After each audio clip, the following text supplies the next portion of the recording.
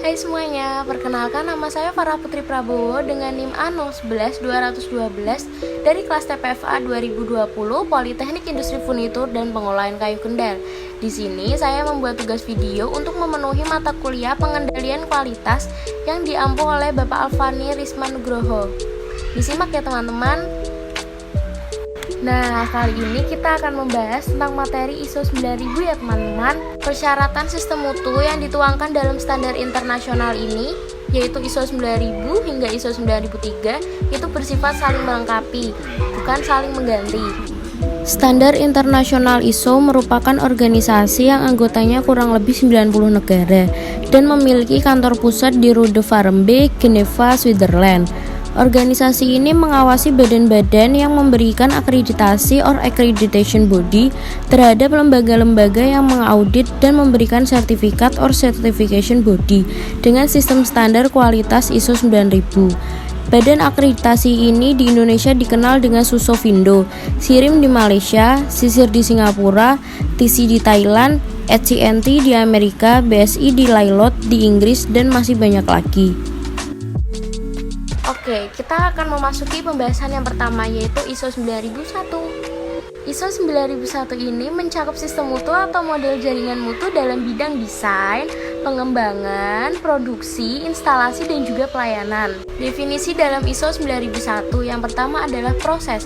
Proses adalah hasil suatu kegiatan, bisa berupa barang, jasa, perangkat lunak, dan lain gabungannya. Kedua adalah tender. Tender adalah penawaran yang dibuat oleh perusahaan atas dasar sebagai tanggapan atas permintaan.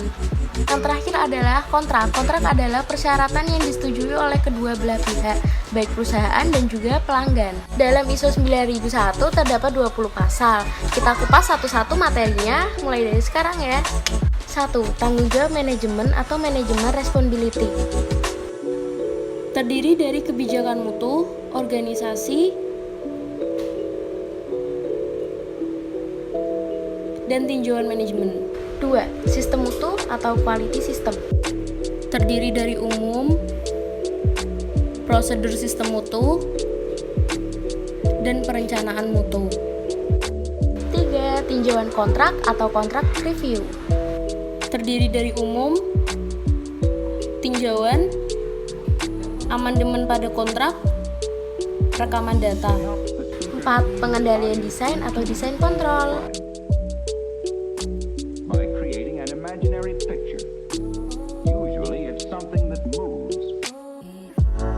5. Pengendalian dokumen data atau dokumen and data control. Terdiri dari umum, pengesahan dan penerbitan dokumen, perubahan dokumen dan data. 6. Pembelian atau purchasing. Terdiri dari umum, data pembelian, verifikasi terhadap produk, verifikasi oleh perusahaan. 7. Pengendalian produk milik pelanggan atau control of customer supplied product. 8. Identitas dan kemampuan telusur produk atau product identification and traceability.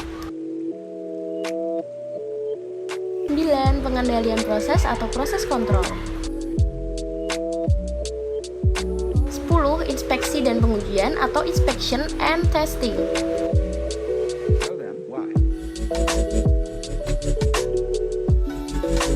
11. Pengendalian alat inspeksi, alat ukur, dan alat uji atau control of inspection, measuring and test equipment.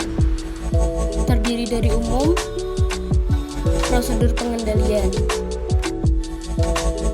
12. Status hasil inspeksi dan pengujian atau inspection and test status. 13. Pengendalian produk yang tidak sesuai atau control of non-conforming. Terdiri dari umum dan tinjauan dan penentuan produk yang tidak sesuai. 14. Tindakan koreksi dan pencegahan atau corrective and preventive action. Terdiri dari umum, tindakan koreksi, dan tindakan pencegahan. 15. Penanganan, penyimpanan, pengemasan, pengawetan, dan pengiriman atau handling, storage, packaging, preparation, and delivery.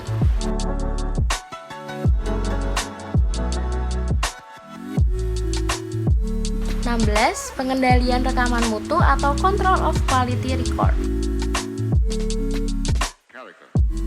17. Audit mutu intern atau Internal Quality Audit.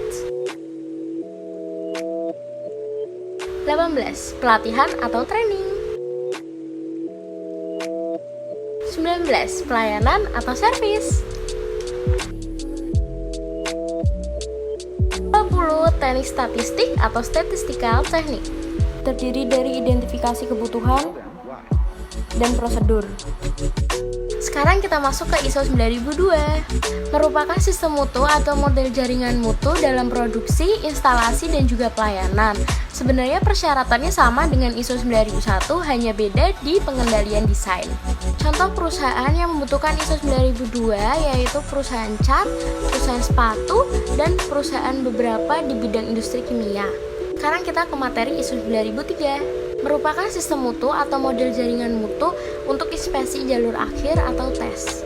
Persyaratannya sama dengan ISO 9001, hanya beda di pengendalian desain, pembelian, pengendalian proses yang bersifat non-applicable.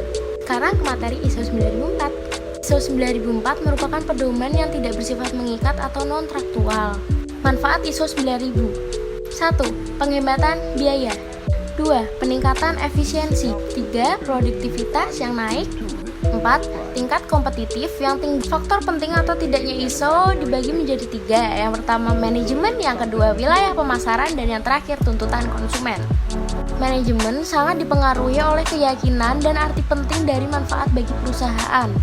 Banyak perusahaan di Jepang tidak menggunakan standar ISO 9000 karena mereka yakin dengan cara mereka sendiri untuk menentukan pengendalian kualitas dengan menerapkan Total Quality Control atau biasa kita sebut dengan TQC atau Total Quality Management atau biasa kita sebut dengan TQM agar produk mereka tetap laku di pasaran internasional. Wilayah pemasaran dan tuntutan konsumen. Jika pasar bersifat lokal dan penduduk tidak mementingkan ISO, maka kebutuhan standar ISO tidak begitu penting. Standar internasional ISO merupakan organisasi yang anggotanya kurang lebih 90 negara dan memiliki kantor pusat di Rue de Varenbeek, Geneva, Switzerland. Organisasi ini mengawasi badan-badan yang memberikan akreditasi or accreditation body terhadap lembaga-lembaga yang mengaudit dan memberikan sertifikat or certification body dengan sistem standar kualitas ISO 9000. Badan akreditasi ini di Indonesia dikenal dengan Susovindo, Sirim di Malaysia, Sisir di Singapura, TC di Thailand, HCNT di Amerika, BSI di Lailot di Inggris, dan masih banyak lagi. Sistem dokumentasi mutu yang pertama adalah quality manual atau manual mutu. Yang kedua operating prosedur atau prosedur operasi. Dan yang terakhir support dokumen atau dokumen pendukung. Proses yang harus dilakukan dalam tahapan adopsi ini adalah mengetahui, memahami, meyakinkan, niat, motivasi, komitmen, dan penerapan. Proses persiapan ini dimulai dengan seleksi konsultan, menentukan lingkup sertifikasi, membentuk komite, menunjuk manajer of meeting, audit pendahuluan, dan menyusun program kerja. Proses pengembangan ini dinilai dengan menyebarkan pengertian kepada semua karyawan, menentukan kebijakan mutu, menyusun secara mutu, membuat manual mutu, membuat prosedur mutu, menyusun prosedur operasional, pengadaan sumber daya, dan membentuk tim audit mutu internal. Setiap tahapan dan pengembangan ini diperlukan pelatihan dan evaluasi. Proses implementasi dimulai dari mendistribusikan dokumen, implementasi, merekam data kegiatan, pemeriksaan oleh tim audit, umpan balik, tinjauan manajemen, tindakan koreksi dan preferensi, dan verifikasi. Untuk melakukan rekaman data kegiatan diperlukan pelatihan dan evaluasi. Proses penilaian menuju sertifikasi ini dimulai dari menyeleksi badan sertifikasi, melakukan praudit, melakukan tindakan program kerja, pengarahan, pengecekan akhir, pembukaan, penilaian yang hasilnya apakah perusahaan mendapatkan sertifikasi atau tidak.